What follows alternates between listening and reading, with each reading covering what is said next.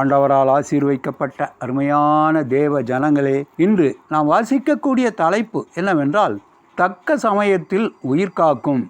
அவள் நற்கிரியைகளையும் தர்மங்களையும் மிகுதியாய் செய்து கொண்டு வந்தாள். அப்போஸ்தலர் 9வது அதிகாரம் 36வது வசனம். எழுத்தாளர் ஜெயகாந்தன் அவர்கள் தமிழகத்தின் தலைசிறந்த சிறுகதை எழுத்தாளர்களில் ஒருவராவார். இவர் எழுதிய அநேக சிறுகதைகள் மிகவும் அற்புதமாகவும் நீதி போதனைகள் ஊக்கம் கொடுக்கக்கூடியதாகவும் இருக்கின்றது. அதில் தர்மம் என்ற தலைப்பில் உள்ள சிறுகதை இது. ஒரு மனிதன் ஊருக்கு பிரயாணமாய் ரயிலில் போக புறப்பட்டார். அவருடைய கையில் ₹1 இருந்தது. உற்சாகமாய் புறப்பட்டார். காலையிலேயே பசி அதிகமாக வழக்கத்துக்கு மாறாக இருந்தது. தன்னிடம் உள்ள ₹1 ரயில் பயணத்திற்கு போக மீதம் 50 காசுகள் இருந்தன. எனவே ரயில் வருவதற்கு நேரம் இருந்ததால் அருகில் இருந்த உணவகத்துக்கு சென்று அந்த 50 காசில் 30 பைசாவிற்கு சாப்பாடும் ஒரு தேநீரும் அருந்தினார். மன மகிழ்ச்சியாக இருந்தது.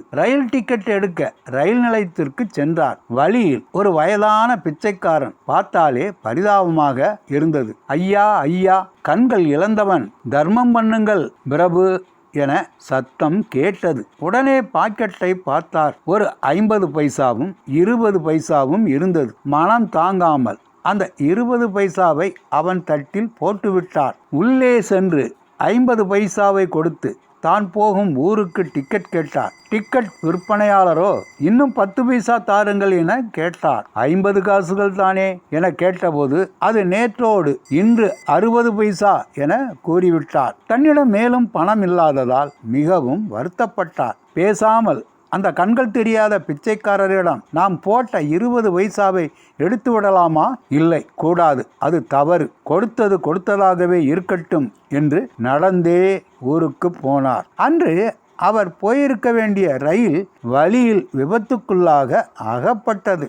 இவர் அதிலிருந்து தப்பித்து கொண்டார். வேதத்திலும் தபித்தால் செய்த அநேக நல்ல காரியங்கள் தர்மங்கள் அவள் மரித்த பிறகு மீண்டுமாக உயிரோடு எழுப்பப்பட காரணமாக அமைந்தது. தமிழில் அழகான பழமொழி ஒன்று உள்ளது. தர்மம் தலை காக்கும், தக்க சமயத்தில் உயிர் காக்கும் என்று. நாம் நற்கிரியைகளை செய்யவே தேவன் நம்மை தெரிந்து கொண்டார் என வேதம் சொல்கிறது. இதற்காகவே அழைக்கப்பட்டோம். இயேசுவை போல நாமும் நற்கிரியைகளை செய்வோமா? ஆண்டவரே, பிறருக்கு உதவக்கூடிய மனதை எங்களுக்கு தாரும் என்று நாம் ஜெபிக்கலாமா? ஆண்டவர் தாமே நம் அனைவரையும் ஆசீர்வதிப்பாராக. ஆமென்.